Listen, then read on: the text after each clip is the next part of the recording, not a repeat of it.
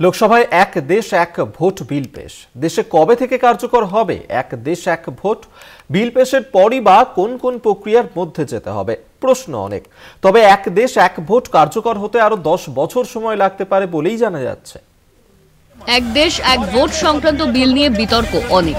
ইতিমধ্যেই মঙ্গলবার লোকসভায় এই সংক্রান্ত বিল পেশ হয়েছে, কিন্তু বিল পেশের পর তা কবে আইনে পরিণত হবে এবং কবে থেকেই বা তা কার্যকর হবে সেই নিয়ে জল্পনা বিস্তর। যদিও সংসদে বিল পাশের পরেও তা কার্যকর হতে অনেকটাই সময় লাগবে বলে ধারণা। জানা যাচ্ছে কোনো পরিবর্তন বা সংশোধনী ছাড়া বিলগুলি যদি সংসদে পাশ হয় তাহলে 2034 সাল নাগাদ তা কার্যকর হতে পারে। লোকসভায় বিলগুলি পেশ হওয়ার পর তা বিবেচনা করে দেখবে সংসদীয় যৌথ কমিটি।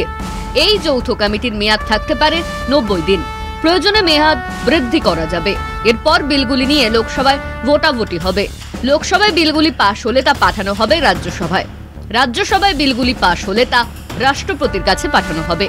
এক দেশ এক ভোট কার্যকর করতে অনেক দিন ধরেই পদক্ষেপ করছে কেন্দ্র। এক দেশ এক ভোট বাস্তবায়ন কতটা বাস্তবসম্মত তা খতিয়ে দেখতে কমিটিও গঠন করা হয়েছিল। কমিটির নেতৃত্বে ছিলেন প্রাক্তন রাষ্ট্রপতি রামনাথ কোবিন্দ। গত মার্চে সেই কমিটি দ্রৌপদী মুর্মুর কাছে একটি রিপোর্ট জমা দেয়। তারপরই কমিটির প্রস্তাব পাশ হয় মন্ত্রিসভায়। এক দেশ এক ভোট বিষয়ক দুটি বিল হলো সংবিধান বিল এবং কেন্দ্রশাসিত অঞ্চল আইন বিল। বিলগুলিতে রাজ্য বিধানসভার মেয়াদ এবং লোকসভার মেয়াদকে একই সময়ের মধ্যে নিয়ে আসার জন্য সংশোধনীর কথা বলা হয়েছে। এর ফলে লোকসভা এবং বিধানসভাগুলির মেয়াদ একই সঙ্গে শুরু হবে, একই সঙ্গে শেষ হবে। 2034-এর আগে গোটা প্রক্রিয়া শেষ করে এক দেশ এক ভোট কার্যকর করার এক প্রকার অসম্ভব। কারণ লোকসভা নির্বাচনের পর প্রথম অধিবেশনেই রাষ্ট্রপতির একটি নির্দিষ্ট তারিখের কথা জানাবেন।